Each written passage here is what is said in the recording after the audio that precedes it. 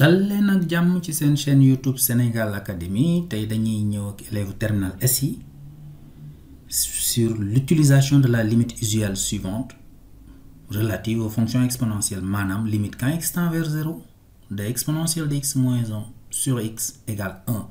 Normalement seen prof démontré na ko ci cours bi ñun fii li ñu intéressé rek mooy nan lañ koy utiliser pour def suñ calcul de limite yi.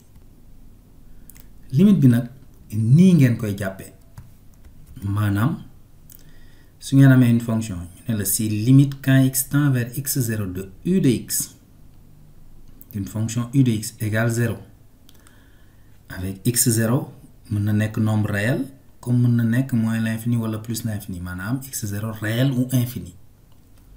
Alors limite quand x tend vers x0 de exponentielle de u de x moins 1 sur u de x est égal à 1.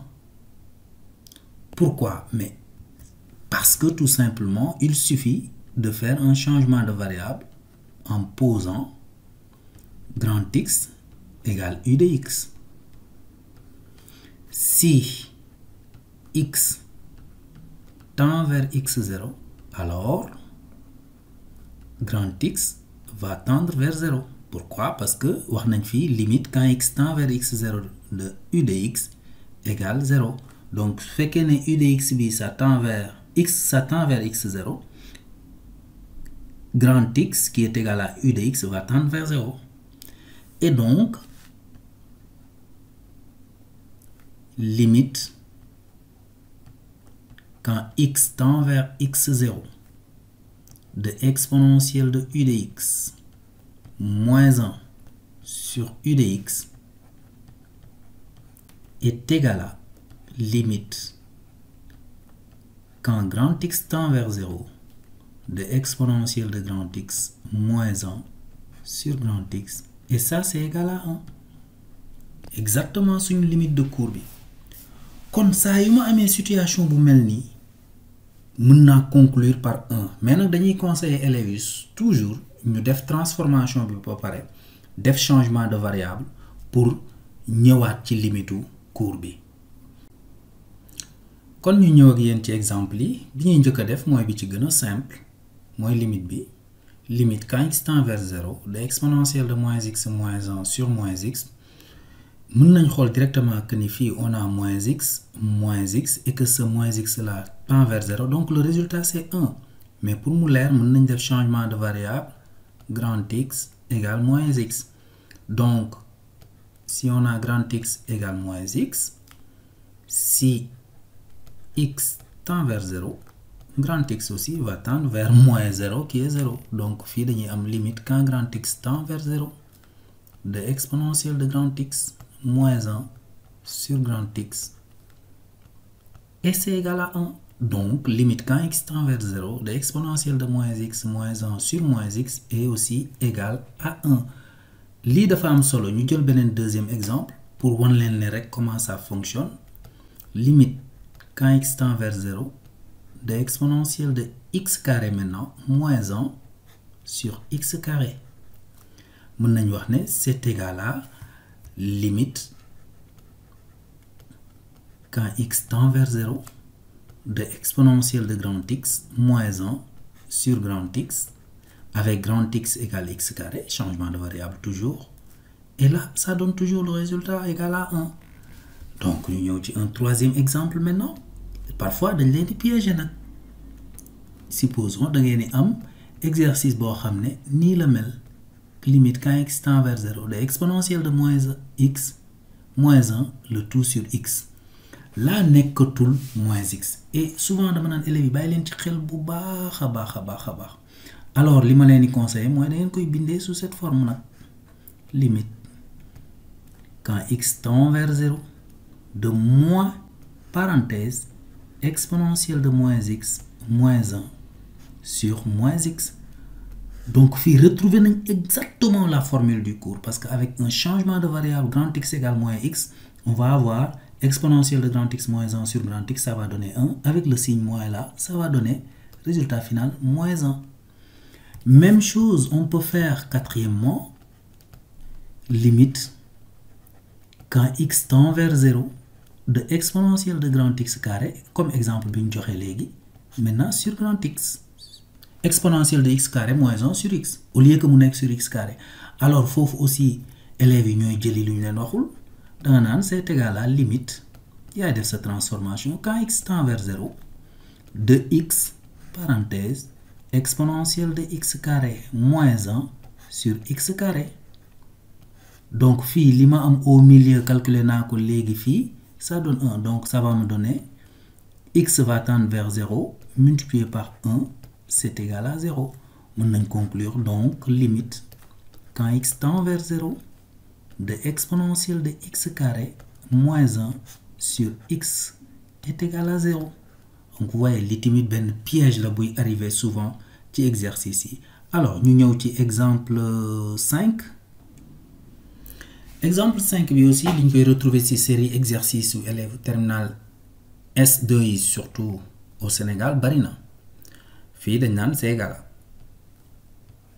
amaguma formule bi comme ni mu ko bëggee exponentielle de sinus de exponentielle de u moins 1 sur u. Donc man maa koy war a faire apparaître, donc je vais écrire que c'est exponentielle de sinus x moins 1 sur sinus x multiplié par sinus x sur x.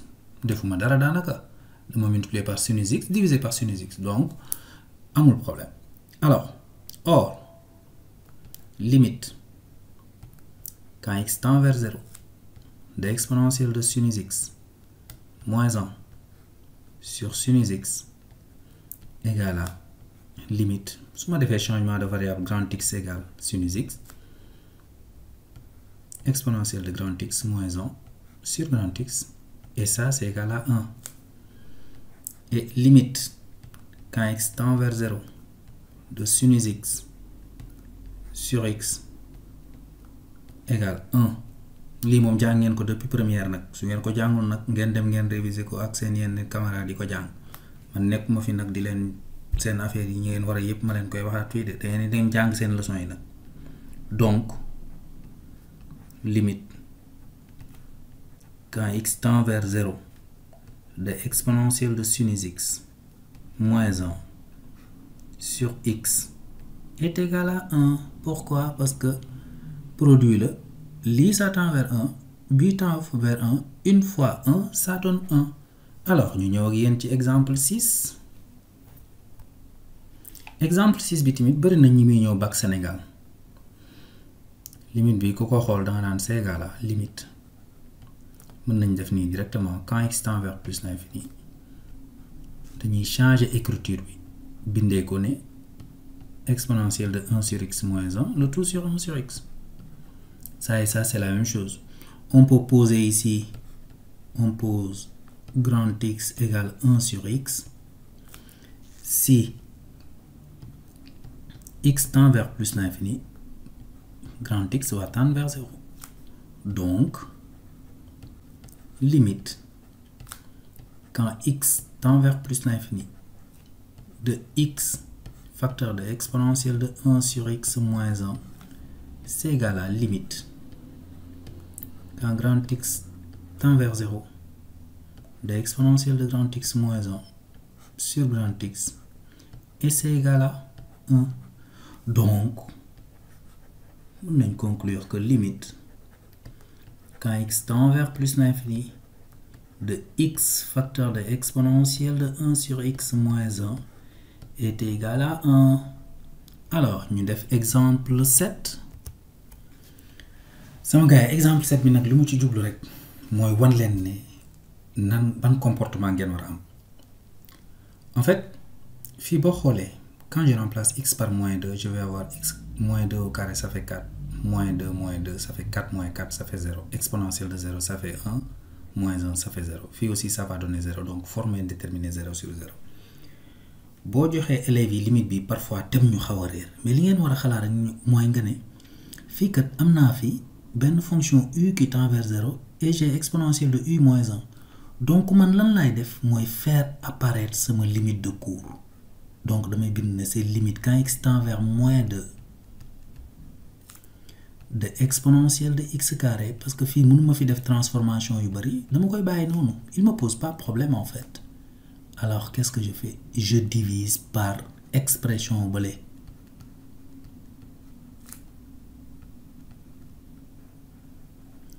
Maintenant comme j'ai divisé par ce nombre dama koy multiplier par le même nombre sur x carré plus 2x maintenant. Gis ngeen kii réglé naa kaam parce que après benn changement de variable rek ma trouver limite bi. Pourquoi? Parce que damay am exponentielle de u moins 1 sur u et que ce u là va tendre vers 0 donc lii résultat bi 1 la may jox. Kii tamit maintenant ça devient limite boo xam ne classe de première la donc nan laay def dama naan or limite quand x tend vers moins 2 de exponentielle de x carré plus x moins 2 moins 1 sur x carré plus x moins 2 dama koy def étape par étape nag wan ne correcteur bi may corriger bac que man maîtriser naa sama cours. Quand x tend vers 0 de exponentielle de x moins 1 sur x et ça c'est égal à 1. Puis pourquoi mu nekk nii dama poser changement de variable grand x égale x carré plus x moins 2. Si x tend vers moins 2 je sais que expression bi ça tend vers 0 donc grand x tend vers 0 kay lii la rek yomb na ma jël beneen expression bi. Affaire yi daal sama gars yi boo xamee fi nga jëm day yomb waaye nag pour mu yomb lii ci ëpp solo mooy jàng seen leçon yi ak seen formule ay waay xale yi dee leen jàng seen leçon yi. Fii nag affaire première la comme su ma remplacer x par moins 2 j'obtiens 0 au numérateur et au dénominateur donc fii ça veut dire que moins 2 est racine. Si moins 2 est racine je peux factoriser par x plus 2. Factorisation polynôme du second degré. Connaissant une racine su ma bindee expression bi ñaari terme yi rek laay xool extrême x carré ak constante pour def beneen terme bi dama naan pour ma am x carré x bi nekk fii waaye x laa ko war a multiplier pour ma am moins 2 plus 2 bi nekk fii moins 1 laa koy multiplier jeex na. Fii moom yomb na c'est x plus 2 facteur de x. Après classe de première lan ngay def simplifier mu jox ma limite quand x tend vers moins 2 de x plus 2 ciao bonnes vacances il va rester x moins 1 sur x. C'est égal à je remplace x par sa valeur qui est moins 2 ça va me faire moins 3 sur moins 2 ça fait 3 demi. Kon gars yi fan lañ ci toll. Premier membre bi ça tend vers 1 deuxième membre bi ça tend vers 3 demi 1 multiplié par 3 demi ça fait 3 demi. Conclusion donc limite bi nga xam ne da doon ñàng-ñànglu di jaay ay expression yu grave yooyu de exponentielle de x carré plus x moins 2 moins 1 sur x carré plus 2x c'est égal à 3 demi. Lii rek la gars yi su ngeen bëggee am ay exemple yu gën a bari nag dee leen dem ci chaîne YouTube Sénégal Academy waaw defalal naa leen fa exercice yu bari ci fonction exponentielle. Sama gars yi ñu ñëw ci exemple 8 maintenant dafa mel ni monsieur baa ngi yokk affaire yi de yii yëpp pour wan ne leen ne rek affaire bi lu mu ñàng-ñàng réfléchir leen. Regardez si x tend vers 0 cosinus de x day doon cosinus de 0 ça fait 1 moins 1 0 donc expression bi 0 lay tendre. Alors xaw na nuroog donc sama limite court man maa koy faire apparaître donc dama naan c'est égal à limite quand x tend vers 0 de exponentielle de 1 moins cosinus x. Affaire bi lu mu ñàng-ñàng nii laa koy bindee. Je sais que su ma defee fii 1 moins cosinus x kii réglé naa problème am exponentielle de u moins 1 sur u avec u qui tend vers 0 kii su ma paree moom dama naan c'est égal à 1 mais multiplié par 1 moins cosinus de x sur x carré. On multiplie et on divise par le même nombre c'est comme si on n'avait rien fait et c'est égal à non mais franchement nag bii duñ ci yàgg 1 formule de cours exponentielle de u moins 1 sur u multiplié par 1 demi. Lii tim formule de cours la de jàngeen ko première égale 1 demi donc vous voyez que limite bii nii li muy graaw lépp ndeke 1/2 la waaye yii yëpp nag gars yi dama leen koy wan rek pour ngeen xam ne amul tiit amul affolé gis nga fonction ln ak fonction exponentielle yi limite yëpp daanaka ay limite de cours la c'est aux élèves seulement de savoir comment faire pour avoir une bonne transformation te li lay guider ci transformation yi nag mooy xam sa cours xam say formule su ngeen demee ci Sénégal Académie chaîne YouTube boobu moom di ngeen fekk yooyu yëpp ngeen soxla. Alors exemple 9 maintenant mën nañ yokk dose bi encore tuuti je vais mettre limite quand x tend vers 0 de ln2 je vais mettre 2 moins exponentielle de moins x carré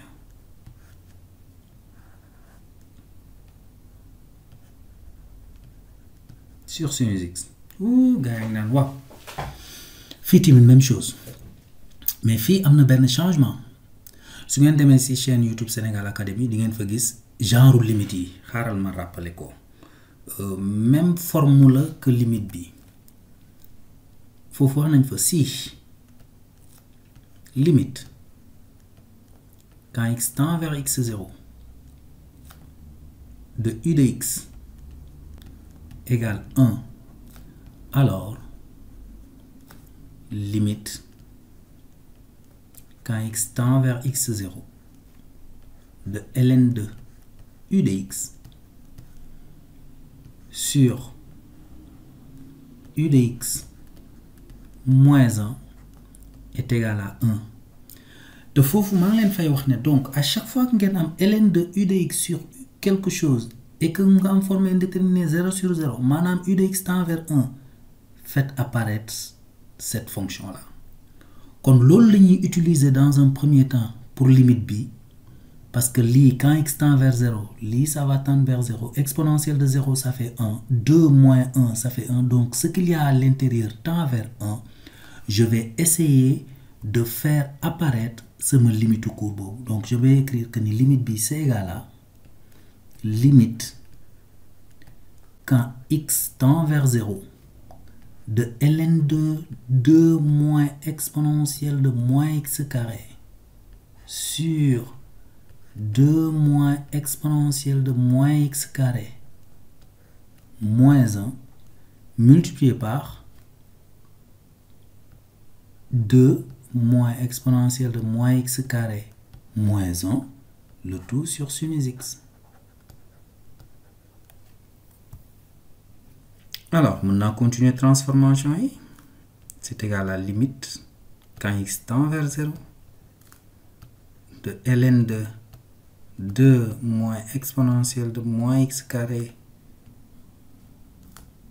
sur 2 moins exponentielle de moins x carré moins 1. Fitimit, je vais faire la même chose. Je vais dire que c'est 1 moins exponentielle de moins x carré sur moins x carré parce que lii c'est quelque chose de la forme sama li ma am ci cours bi exponentielle de u moins 1 sur u après il suffit juste de multiplier par moins 1 pour avoir le résultat voulu sur multiplié par comme j'ai divisé par moins x carré ici je dois mettre moins x carré là sur sinus x. Alors c'est égal à limite quand x tend vers 0 de ln2 2 moins exponentielle de moins x carré sur 2 moins exponentielle de moins x carré moins 1 multiplié par signe moins bu nekk fii dama koy indi fii comme ça va me faire exponentielle de moins x carré moins 1 sur moins x carré xam ngeen li tax ma def ko dama bëgg am exactement la limite du cours multiplié par je mets x sur sinus x multiplié par x. Bon, multiplier c'est des fois, hein, c'est différent de x. Alors maintenant, après, on va faire étape par étape. Or, limite quand x tend vers 0 de ln2 2 moins exponentielle de moins x carré sur 2 moins exponentielle de moins x carré moins 1 est égal à limite quand grand X tend vers 1 de ln de grand X sur grand X moins 1. Non gars yi nice na de gis ngeen niñ ko changé duñ fa nekk sax di jéem a xam calcul yi non lii ça tend vers 1 je pose grand X égale ça moo nekk nii grand X bu ma ko remplacer te lii formule de cours la ndeysaan. ma ñëw ci beneen expression bi limite quand x tend vers 0 de exponentielle de moins x carré moins 1 sur moins x carré kii moom jërul sax may def changement de variable comprendre ngeen li ma bëgg a wax c'est égal à 1 mooy formule bi ñu jàng tey exponentielle de u moins 1 sur u.